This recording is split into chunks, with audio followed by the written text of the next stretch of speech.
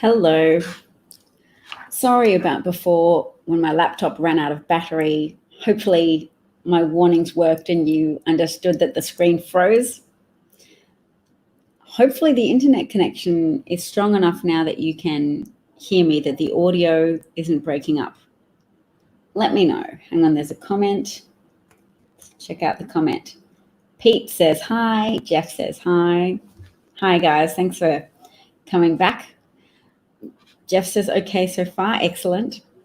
Dark background, bit mysterious, light bulb is blown, but I'm realizing I can use the glow of my laptop screen. Hey, Brian. Hey, Alan. I wanted to come back. There's a thread from David Fromm that I'd like to go over a little. You might not be able to read it. This is what I'm referencing. Now I've lost it. David is actually I can read it here. David writes that even though Neil Katyal, who's a lawyer who helped write the provisions of the Office of the OLC, the Office of Legal Counsel, David writes, with all due respect to the astute Neil Katyal, Trump has lived all his life one jump ahead of the law. He's still one jump ahead of the law. His goal was to ensure the public voted without seeing his financial records. He has succeeded in that goal for 2020 as well as his past success in 2016. So yes, the cops may catch up to Trump later. We've always had to be content with later for so many things, haven't we? But Trump has never worried about the long term. He's quintessentially a day trader, a day gambler. Every day he stiffs his creditors is a win to him. He stiffed them again today. The deeper concern is that the promise of the American system is that we have safeguards between elections. The story of the Trump years is that those institutions mostly failed to check Trump and enforce norms. That failure now including the courts. David writes, I expect Trump to lose in November because of his own massive incompetence.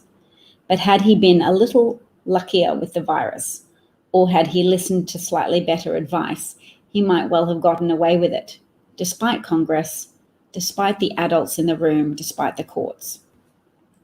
The lawyers are happy today because the court reaffirmed that the president is theoretically subject to law. The president cannot invent new legal immunities for himself. Future presidents are on notice, but future presidents are not the immediate problem. Future presidents won't invent crazy immunities for the same reason that past presidents did not invent crazy immunities. They did not have lifelong records of financial fraud to conceal. That's only Trump. Today, Trump got the okay to conceal, not forever, but just long enough. In the long run, very probably Trump risks indictment and worse after 2021. By then, he'll almost certainly be an ex-president anyway. Roberts and co. on the Supreme Court have no interest in protecting him forever, but they have protected him long enough for GOP purposes in 2020. Now, this is all very good encapsulation of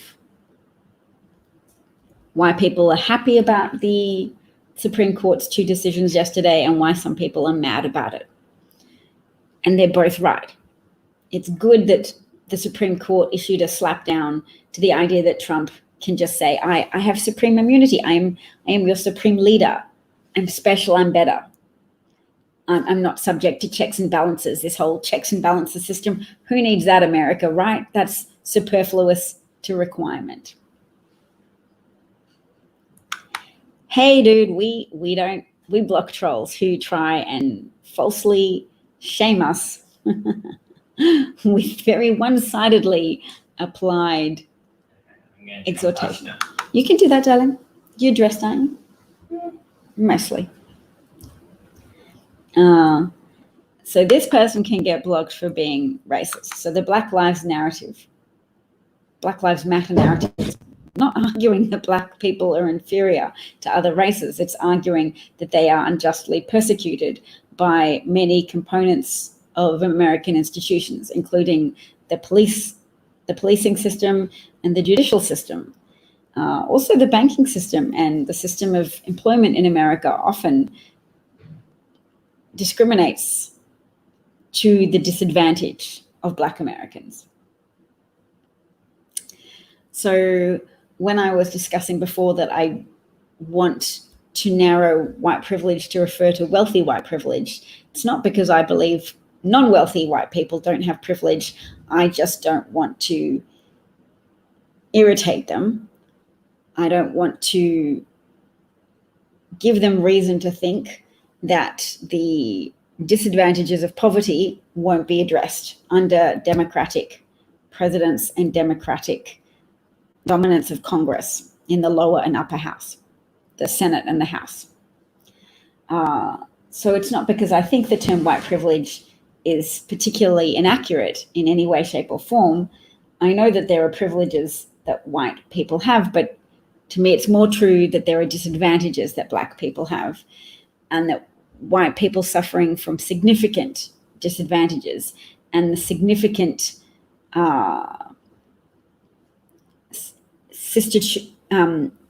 institutionally entrenched discriminations against poor people in America, which is very antithetical to the American dream, that we're not trying to overlook that. We're not trying to take attention away from that. But the truth is, it does pull attention away from that, and it does reduce sympathy for impoverished white people. And a psychologist who supports the idea of advancing awareness of discrimination and disadvantage that is perpetually doled out to Black people in America, she found when she had studies of people and surveyed their responses before and after a white privilege class, that conservative-minded people stayed the same. Their inner ethos was unchanged regarding both Black and white people. They were just generally unsympathetic to poor people. That's the prosperity gospel that motivates a lot of conservative ideology for you.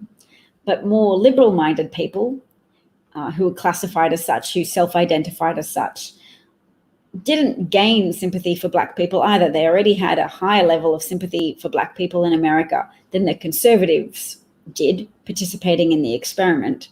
But after learning more about white privilege, the only thing that changed was that they then had less sympathy for poor white people. So yes, that's why I want alternative terms. I want a dialogue that works better with the reality in America of various discriminatory practices that advantage wealthy people and disadvantage non-wealthy people. And those problems are compounded when you add racism to the mix, but it doesn't negate the existence of the discriminations against poor people in the United States.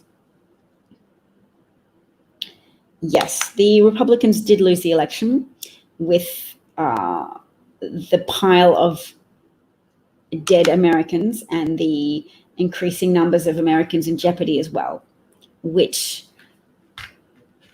is sabotaging America's economy in the long term as well. So Trump is pursuing gains for the economy, and it's always been the case that this would sabotage the economy in an ongoing fashion. Experts were clear about that. Economists were clear about that. They predominantly backed the idea of locking down and taking measures to not just flatten the curve, but to bend the curve towards eradication, to make it safe for people to go out and consume in a pattern approaching normalcy. Some industries will struggle so much more to recover now that Trump has expedited the spread of the virus. Trump's continual and ongoing undermining of public safety messages like wear masks, distance yourselves, believe in the virus in order to motivate the adoption of behaviors to safeguard against the virus. And I am certainly not a citizen of the US. I was waiting on a visa to move to the US. until Trump recently cancelled all the visas for skilled migrants because he likes to throw meat to the white supremacists, or the irrational believers in white supremacy who want any method possible to maintain white dominance in America's political situation, in America's social hierarchy, which is economic vandalism to America, because skilled migration and all migration to America drives economic activity, is an increase to the sum total of economic activity in the United States, and cutting America off from voluntary migrants is reducing economic activity.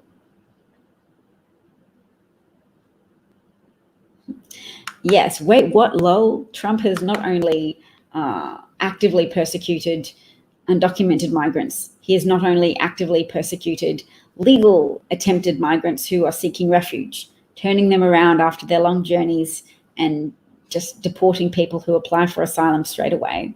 I think 40,000 people have recently been turned away from America's borders. Not only is he doing that for red meat to his base, but his base, he also understands, also resents legal migration, also resents normal migrants. They resent people who aren't white. They believe it replaces them. They believe it messes with their job opportunities. They have upended the reality of the situation, which is migration is the principal driver of American prosperity and innovation and educational attainment. All of the migrants involved in helping America win Nobel Prizes for scientific advancement, all of the migrants helping in educational institutions across America, lifting standards, but also being responsible for innovation and achievement.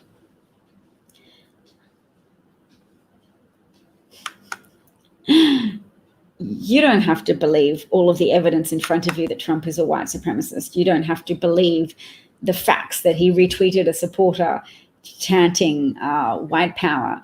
You don't have to believe the fact that he separated children from parents, that he signed that into policy, that not millions, that was a bit of a gaffe, that he traumatized and irreparably damaged thousands, over 5,000 children by purposefully separating them from their adult caregivers, leaving them at greater risk of being sexually abused and physically abused by American guards working within American public prison systems and private prison detention systems, built and orchestrated to harass and traumatize and harm migrants for the purpose of pleasing ignorant, hateful people such as yourself.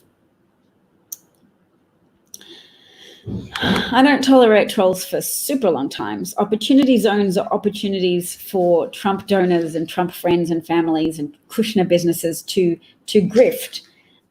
So they sound good on paper, but a lot of public taxpayer money has been given to businesses owned by the Kushner family and associates and friends of the Kushner family.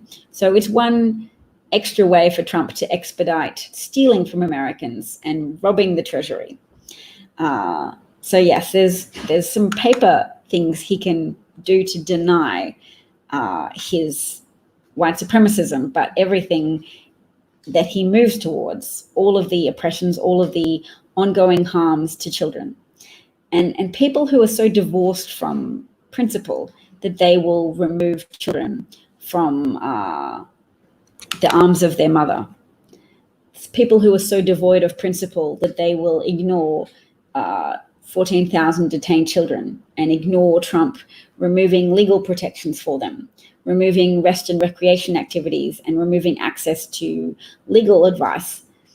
People who ignore that and ignore the devastation caused to the brains of young children, toddlers, infants, primary school age children, and teenagers, of removing them from their caregivers so they have no adult advocates and are lost in an essential prison system, that the harm that does to people and their ability to form trusting relationships, their ability to lay down neural pathways that will allow them to learn and grow as in their formative moments.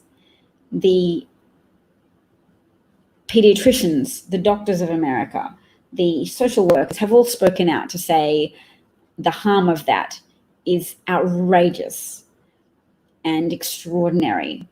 And anybody who overlooks it is so lost to decency that they're not worth talking to, because they're wedded to that hatred and they're wedded to that evil. So this type of passive racism as well, this obliviousness to the fact that Trump has harmed legal migration, he's harmed legal migrants, he has made it more difficult for people to legally migrate to the United States, and he has persecuted people who have already migrated legally to the US by rescinding people's visas that they've legally obtained. So if you're oblivious to all of those developments, means you have a vested interest in justifying your racism and justifying your negligence in the facts of the matter. Yeah, we don't think he's a white supremacist, we know. He's an orange supremacist as well. Sorry, I shouldn't be doing this, should I? I shouldn't be spending too much time dealing with trolls and their determined recitation of their alternate reality, because they're just seeking validation through fighting and validation through the continual assertion of mistruths and untruths. Untruth is the word that I'm looking for. Oh, look, Mittens is trending because Mitt Romney had the courage to say Trump is very corrupt. This is a good point that I highlighted. If we just prosecuted white-collar crimes in this country with the zeal we have for prosecuting petty theft, we would not be in this absurd predicament. Yes, we would not have a snake oil salesman who sold racism to the American public, knowing that it would be appealing, knowing that he would have enough buyers to give him a shot at winning power. He thought he might just have a shot at winning, raising his profile enough, raising the enthusiasm levels of his fan base, that he would have a television channel called Trump TV, that he would have extra customers and a new base of people to exploit, a new series of investors in his business model, which is to falsely represent himself as successful and falsely represent his businesses as profitable in order to rip off more creditors, more banks, and more small mom and pop public investors, and then not pay them back and not generate profit and continue to lease his name to companies that build buildings and pretend that he organized the building of those buildings himself. So much of his reputation is built on a house of lies. Oh, Trump's expected to wear a face mask to get Walter Reed because he's in a hospital setting. Great. He thinks he can make an exception for a hospital setting. It's still undermining public health messaging, which is don't just wear a mask in a hospital like doctors and nurses do, but wear a mask in your daily lives because there's a pandemic that is transmitted through the expulsion of droplets through people's respiratory systems from their mouths, which when coming into contact with the mucosa of your nose and your mouth and the conjunctiva of your eyes can give you an infectious dose of viral particles that infects you with COVID-19. 5% of infected people approximately die. And even if young people are infected more to start with because they're more social, it doesn't stay localized to young people. This disease is sufficiently infectious that something that starts with young people ends up in your nursing homes. And it's not the most significant factor has shown to be not just the running of the nursing home, but the level of community prevalence of COVID-19. This is a good point. The Democrats should do everything in their power for the remaining 3 months to stifle GOP purposes. So Tammy Duckworth's block, Senator Tammy Duckworth's block on Pentagon promotions, on Esper's revelations about the Vindman firing is a good start. Yes, Democrats have to get comfortable with obstructing what the GOP is doing. The GOP has hitched their wagon so decisively to a movement that is killing Americans that Democrats should maybe get more public with opposing Republican activities and not worrying about the unfairness of the media, who always blame Democrats for things, who try and always put Democrats in a lose-lose situation. Like Senator Ted Cruz, who rails against cancel culture now, but who himself said he would never buy Nike shoes again after they associated themselves with Colin Kaepernick. So he can use cancel culture to promote his party, win for Republicans. He can deride cancel culture as a win for Republicans, lose for Democrats. Yes, Trump's house of cards is about to come tumbling down because it's a fiction that the disease is not overwhelming American hospitals, and that the overwhelming nature of it is escalating exponentially. This is a disease that spreads exponentially. And if my analogy to best describe exponential growth is to imagine yourself chasing after a speedboat. So in the first few seconds that the speedboat moves away from you, you've got one chance to try and leap James Bond style onto the back of that speedboat. But the minute it's been accelerating away from you, only a few seconds can pass and it is out of your league. Because with every second that passes, the distance with which it has moved away from you is increasing. So in 1 second, maybe it can get that far away from you. In 2 seconds, it can get more than double that distance away from you. Masks save lives and prevent transmission. Japan and Taiwan and Hong Kong are perfect examples. In Taiwan, apparently, masks in schools for school children has been mandated since January. And that's great that they were able to take that leap of faith to say this is a respiratory condition and we will stop children from transmitting it to each other and to their teachers, regardless of the data. There wasn't clear data on whether children transmit it to adults or not. They have erred on the side of caution, and America has erred on the side of not caution. And that's not helpful to the American economy. That's mass economic sabotage that's likely going to result in an economic depression that will pull the world down into severely problematic territory. So that's a more significant conclusion to my broadcast for today. That Trump is still jeopardizing the lives of American soldiers by failing to deter Vladimir Putin from continuing to jeopardize the lives of American troops. And apparently the chairman of the Joint Chiefs, is that Milley? Is that General Milley? He apparently said that the US isn't doing as much as we could or should strategically to push back on Russian support for the Taliban. And it's not just support for the Taliban to kill American soldiers via the process of a bounty on their heads paid for by the Russian government. But yes, it's going to be a long winter. Yes, Trump has commuted Roger Stone's sentence, which is an illustration of what he's doing more quietly to the rule of law all round. That Attorney General William Barr exists to protect Trump from exposure to consequence. He's been able to break the law and be protected from consequence. He's been able to collude with a hostile foreign nation and escape consequence because of William Barr deceiving the American public and the American media about the contents of the Mueller report.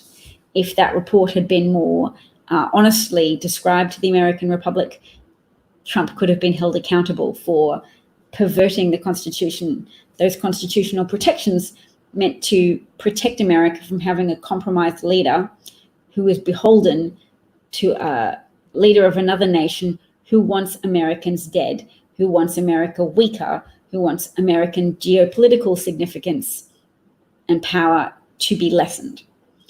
And Americans are dead because of that. Americans are dead because of a negligent, corrupt leader who remained unchecked when there was an investigation, $1 million investigation into him that exposed collusion. Parts of that report were blacked out and concealed from the American public and the American media and the American Congress, all groups of people that could have held him to account. So he's been enabled to continue in his law-breaking and his negligence. And now, in the face of a pandemic, a negligent, corrupt leader is able to commit manslaughter on a mass scale, resulting in the deaths of hundreds of thousands of Americans. So at the moment, it's 140,000? Is it 150,000 yet? I don't know. But it's going to continue to increase because the spread is rampant amongst young people, and they keep saying that as if it's not a problem. But young people are dying as well, and that is merely a precursor as well to the increasing number of older people who will die because it will become too difficult to escape contamination in a climate of incomplete compliance with mask wearing mandates as a consequence of Trump-inspired red governors failing terribly to do what was necessary to protect the citizens of their states, and a general culture of 30% of the public disregarding the need to wear masks because they are inspired by a negligent, murderous president. 134K, yes. Yes, Romney stood up to say it's corruption. It's corrupt to have a two-tier legal system where people who help the president get away with crimes gets rewarded for that crime by having his sentence commuted just before he's due to go to prison. It is disgusting. And I think in the background of the amount of death that Trump is causing, there may be an increasing number of voters willing to reject Trump. And as I said before, he's been losing an average of 2% in general approval ratings each month. That pattern will probably hold true and perhaps even continue as more Americans grow to know someone who is infected. That helps cut through the propaganda, the very airtight propaganda system of both Trump and Fox News, daily brainwashing Americans to believe that Trump is the representation of self-interest and self-protection. Once they wake up to the dangers that Trump has exposed them to, it's harder to hold on to that fiction that Trump is taking care of Americans, that Trump is the best qualified person and the most resolved person to protect Americans.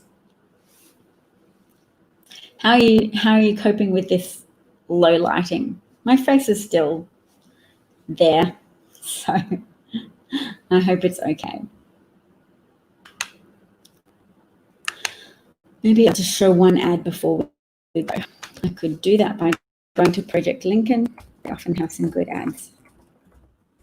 My voice certainly deserves a break. So yes, Mitt Romney, the only Republican in the Senate that understands his job. Mitt said, unprecedented, historic corruption. An American president commutes the sentence of a person convicted by a jury of lying to shield that very president. Good work, Mitt Romney. Good, succinct evaluation of the situation. Stone lied to shield the president from consequence of his crime of colluding with Russians. There's nothing more American than coming together as a country to defend democracy. And by democracy, we mean a system of diffusing power across the land, putting some power in the hands of some people as broadly as possible to safeguard against tyrants, to make leaders accountable to the people, to tether them to the collective conscience of a nation. And a leader who cheats and who gets away with cheating is a leader who has untethered themselves from the collective conscience of a nation and is therefore capable of acts such as mass murder. Because if you cheat and you undermine the very pillars that exist to hold leadership accountable, the media, which exists to report on what's happening, to allow the people to make reasonable, rational judgments of what's happening and respond to that. People who watch Fox News don't know what's happening. They can't respond to reality because reality is hidden from them and drowned out with a deluge of bullshit. Bullshit from the fevered brain of Rupert Murdoch, Lachlan Murdoch, and everyone else who wants to shore up Catholic privilege, white wealthy privilege.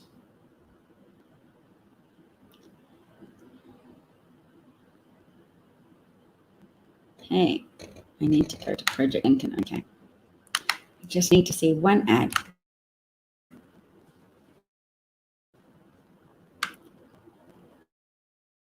Time of Trump will pass. Trump, someday soon, the time of Trump will pass. This circus of incompetence, corruption, and cruelty will end.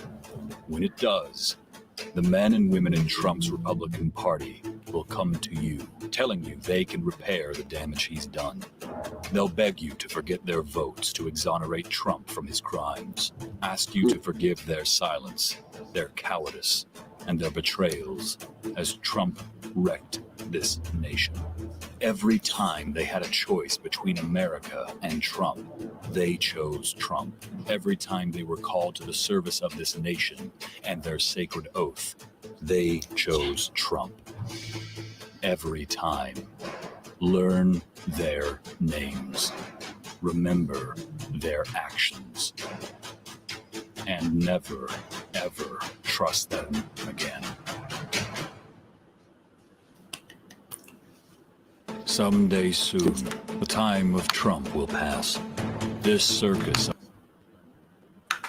It is a circus. Those people do some bad things, and more people will be motivated now to hold them to account. More people are woken up from the slumber of propagandized racial resentment.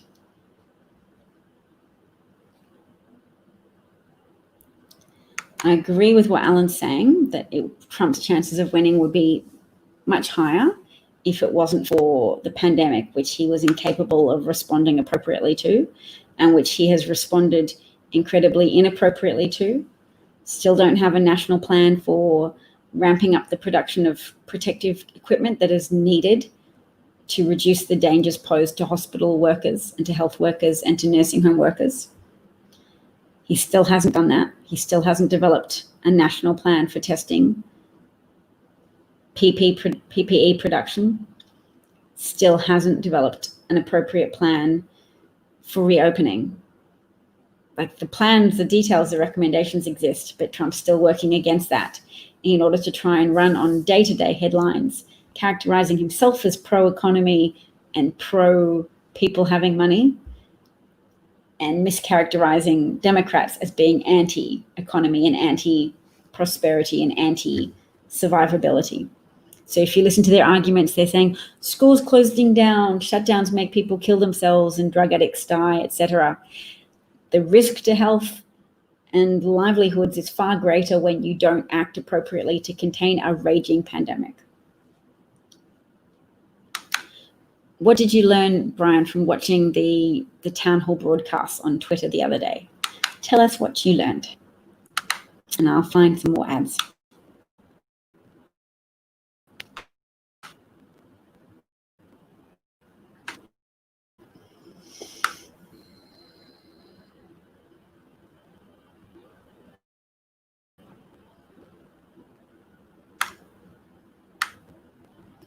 Well, this is a young chap. I've looked at his Twitter account, Will Galloway, and he's pro-life, but a lot of other things he's for. He's the head of some conservative foundation for conserving the environment, and he castigates Trump fairly appropriately here. If only I could help him believe that children, as much as you want to protect them, children are harmed when women are denied access to abortion.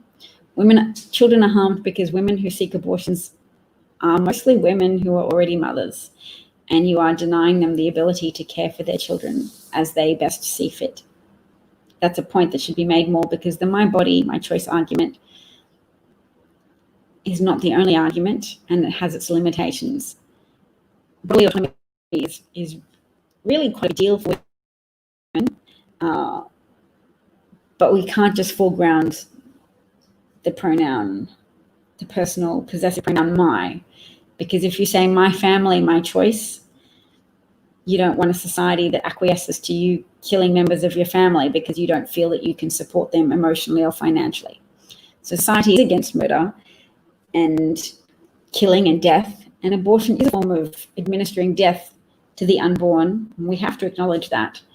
It's just that you don't privilege the legal rights of the unborn over women, because an unborn child can kill a woman if a woman can't get medical treatment, because doctors will give that baby legal standing equivalent to the woman and say, well, I can't jeopardize the baby's life to privilege yours, so you're going to have to die, and then the baby can have a chance to live, so you can't get cancer treatment.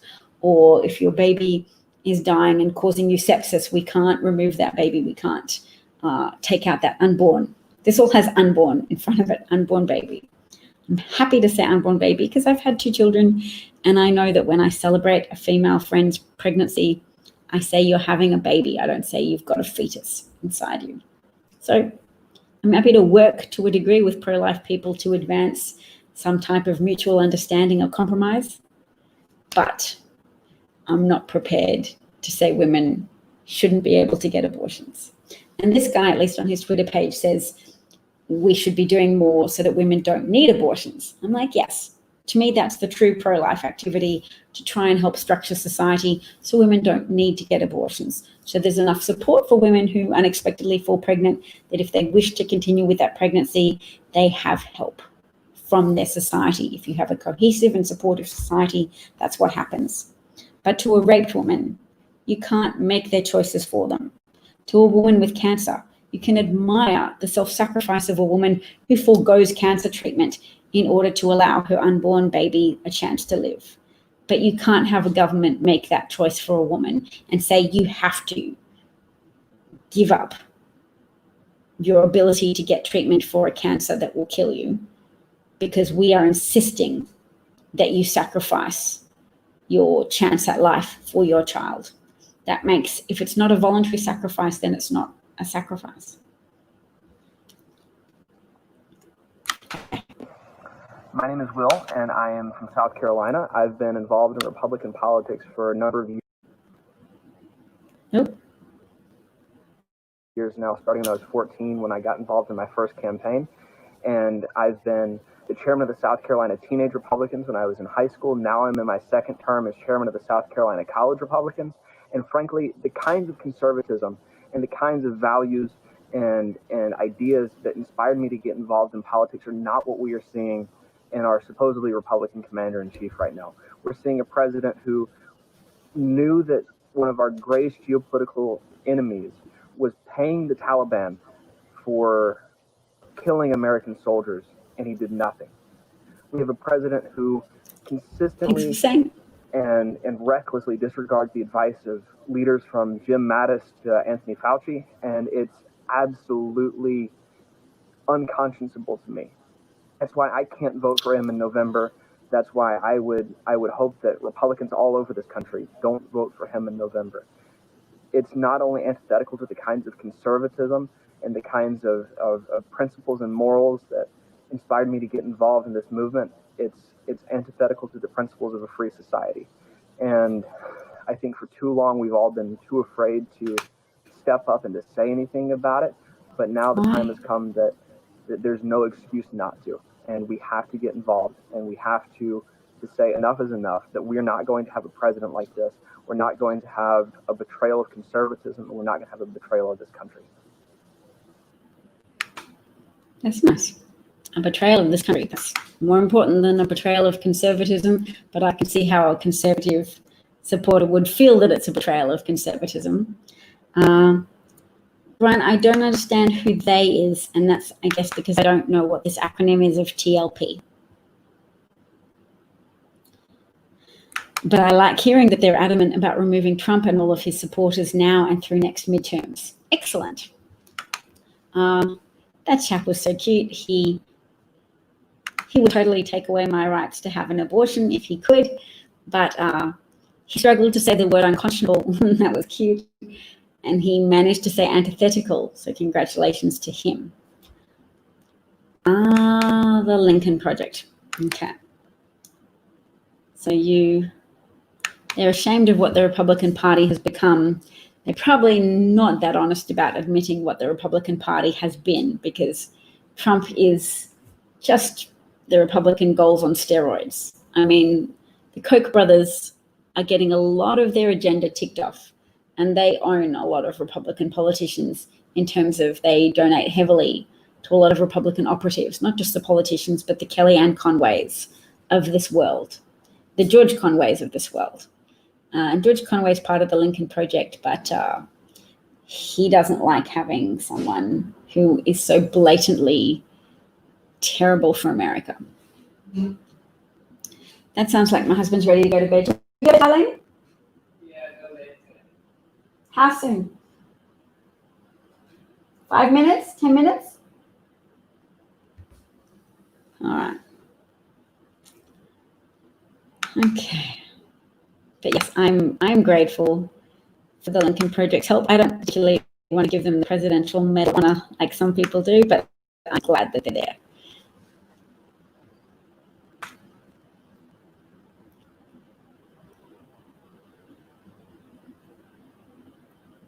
Nationally, President Trump is trailing Joe Biden by an average of about 10 points, and he's behind Biden in key battlegrounds like Florida. It's going to keep Biden's margin over Trump is going to increase as the infection rate increases, because it's a function of the infection rate. I've been saying it since April. I want some credit. I'm saying it since April when the Navigator survey people drilled into, broke down a group of independent voters and said independent voters who don't know someone infected have an approval rating for Trump that's 15 points higher than the approval rating of independent voters who do know someone infected with the disease. So as the nature of this infection tells us, it's highly transmissible, and if you don't take adequate steps to defend communities from it, communities get overrun with it very easily. It's very infectious and it's airborne. It takes a lot of concerted and consistent health messaging. Oh, that's a good alliteration, concerted and consistent. So without a president who's committed to concerted and consistent health messaging, we need everybody else to get on board. Celebrities, anybody with a public profile needs to be hammering home that message. Physically distance, wear masks. Stay home as much as you can. Americans are used to being asked to spend for their country. Go out, spend money for recovery after 9/11. Go to Disneyland after 9/11. George Bush said that to people. That's a request they're used to complying with. They're very programmed in a historical sense to do that, to respond to American crises by spending money. So they feel good when they do it. And it takes very concerted and consistent health messaging to say, not this time. Donate to things, but don't spend your money physically in businesses unless you're wearing a mask and you're distancing yourself and you have little choice. Do not go out to parties or bars or theme parks and say, I'm doing the right thing for my country because I'm spending my money. And you know that's what they think. They are rationalizing it to themselves to say people will suffer unless I do this. Those businesses will suffer more in the long term because Trump has created this situation, or the lack of public health messaging helped by Trump has created the situation where there's going to be mass death and overwhelm of hospital systems, and governors are going to be forced into the position of reinstituting lockdowns. The insistence on lockdowns is a small voice now, but it will grow as you continue to see more footage and hear more details of people being shut out of ICU units because they are full of COVID patients. They are full of people struggling to breathe. They can't admit patients with strokes or heart attacks or car accident victims or pregnant women with complications in their labor because they are full of victims of a pandemic that your murderously negligent president has failed to address. and is still failing.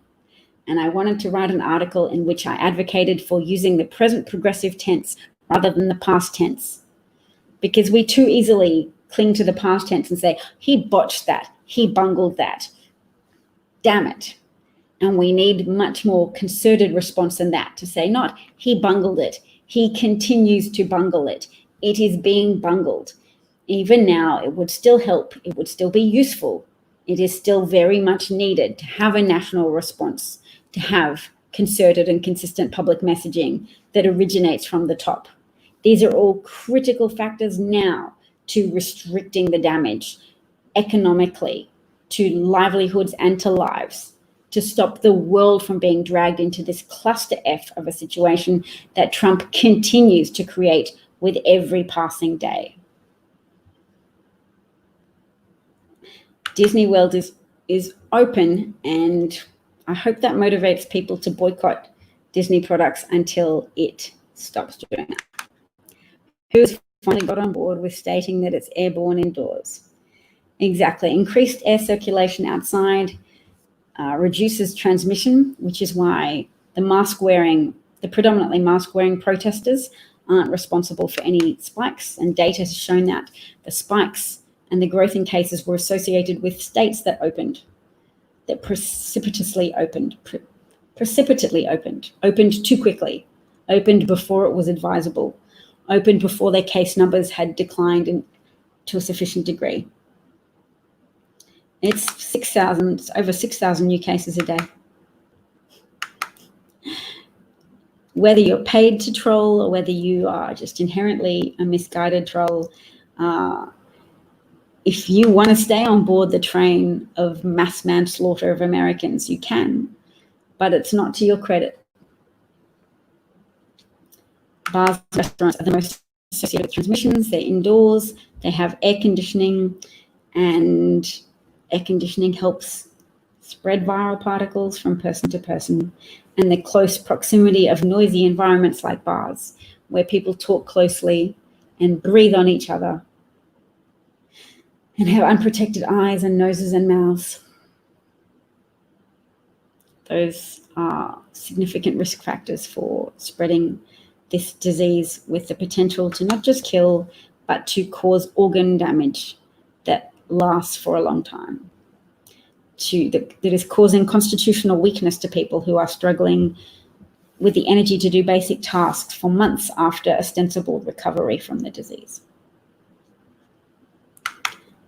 That's good. I hope her admission gets a lot of publicity. I'll try and help. If you send me details of that online, I'll try to amplify that, because I amplify people doing the right thing in order to encourage more people to do it. And if the mayor of Phoenix admits she did the wrong thing, I want other mayors to look at what they are doing now in this moment and stop doing the wrong thing and start doing more of the right thing. Concerted and consistent public health messaging. It is more likely that people will get an infectious dose of viral particles as a function of the time they spend near someone who is infectious. And asymptomatic cases are a real thing that people need to talk about more. It is possible to be pre-symptomatic or asymptomatic and spreading the disease, which is why you can't say, I'm young, I'm not at risk. You're at risk of getting the disease. You're at risk of dying from the disease, although a smaller risk relative to older people and vulnerable people and people with comorbidities. But you're at risk of becoming a killing machine. You're at risk of being a super spreader. You're at risk of the moral compromise of having willfully neglected to learn about the disease and willfully neglected to take steps to protect those around you in your community, in your immediate community, and your wider community. Actually, that's a lie. Trump didn't ban travel to China. He had so many exemptions that 40,000 people traveled from China to the United States after his ostensible ban. And the media may have misguidedly thought that there was racism involved in a travel ban, an incomplete travel ban, But that's just because Trump is, very broadly speaking, a racist who is hostile to immigration and to travel. So no, 45 other countries actually banned travel from China. By the time Trump banned travel from China, he'd been neglecting the pandemic for so long that it was already widespread in Europe, and that travelers from Europe were bringing it to America. Americans traveling in Europe and returning, and Europeans traveling to be tourists in America were bringing the disease, which was spreading broadly. It was high levels of community transmission occurring undetected because Trump got the CDC to reject tests from the World Health Organization. You're welcome. I have a persistent and consistent message. It's true. I was more of an advocate for face shields before, but I haven't seen any more studies comparing the outcomes from face shield wearing and masks. And I did support the fact that they pointed out it's really important to protect your eyes, that eyes are a port of ingress into your body, and you can contract the virus through your eyes. The conjunctiva are as vulnerable as the mucosa of your nose and mouth. But it does seem as if having a covering over your mouth is really critical. So I support joint usage of masks and face shields for people if they want, particularly if they have to be in an indoor situation and physical distancing is hard to maintain. And look, any amount of physical distancing is inferior to widespread compliance with mask wearing, because as restaurants and choir practices have shown, being in a closed environment with an infected person, an asymptomatic infected person, causes broad transmission of the virus and many, many people to be infected. At least people with asthma can use face shields, and that's an improvement. The thing about face shields is that they're more effective if you wear a bandana at the bottom of it. But otherwise, face shields have this problem, which is they allow a lot of passage of air there.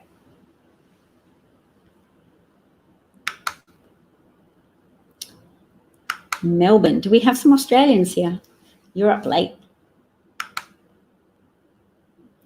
Other countries are excluding Americans from their borders, yes, because the risk of letting in Americans when your contagion rates are so high is too risky. To countries that are doing a good job of, or have done a good job and continue to do a good job of controlling the virus and the spread of the virus. You are. America has 4% of the world's population and 25% of its confirmed cases. Who has a higher death rate per capita? I think the United Kingdom has a higher death rate per capita.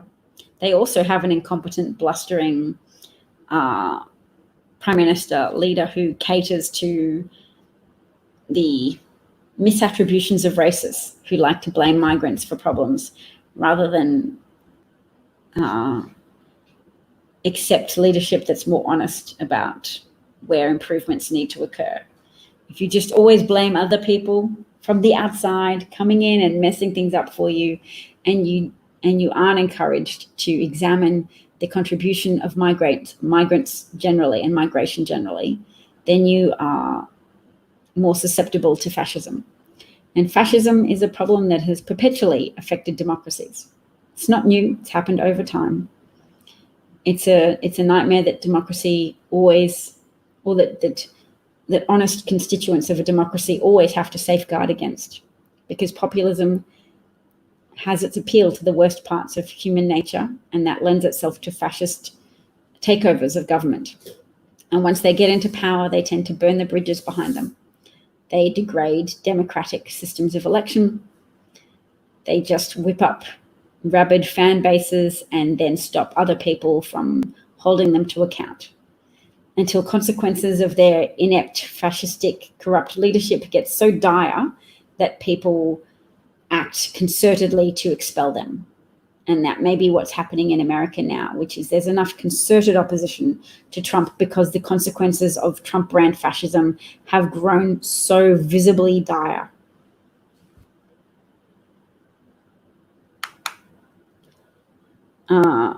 Yes, Australia has race problems. I have an Australian that I'm chatting to here as well.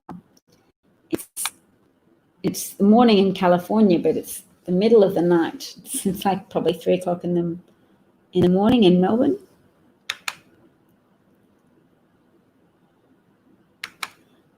Aerosols are difficult to avoid, which is why a lot of people stay home and why lockdowns are good, but they're only temporary measures to buy people time while governments organize for more protective gear and organize for more hospital facilities and work on developing concerted healthcare messaging that tells people to wear masks, because you need compliance at an 80 to 90% rate to be effective in eliminating the virus. So yeah, well, no, we can't smell the virus. We can just avoid it by knowing that it exists and that people are asymptomatic or pre-symptomatic, and we just have to stay away from other people as much as we can. No churches, no indoor meetings. Online church is fine. It's not oppressing your constitutional rights. Fascism delights in projection and in blaming other people for things which it's guilty of itself. Fascism lends itself very readily to blame. And because they know we're accusing them of being fascist, they're very excitedly adopting the term fascist to describe efforts to organize public health and safety measures. Sad. Anyway, the good news is more people wise up. It's a function of the increasing number of dead and infected and harmed people that it protects your system of democracy in the long run, that it alerts people to the downside of having a corrupt, racist snake oil salesman in charge. So thank you all for your time and attention. Take care of each other and take care of your communities. Bye, everybody. Bye, Alan, Brian, Miss Michelle.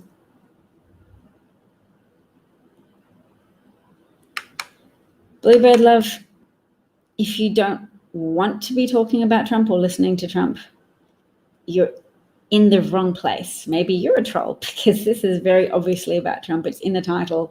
I'm an Australian who talks about American politics. If I do a specific Australian broadcast, I hashtag it AusPol. That's good for Americans to know, actually. If you see me use the hashtag AUSPOL and you don't feel like listening to me talk to something that doesn't pertain much to Trump or America's political dynamics and social dynamics, then know that that's a broadcast targeted towards Australians. Bye, Brian. Thank you, Alan. Thank you, Jess. Hope to talk to you all again soon. Thank you. Bye. Take care, everyone.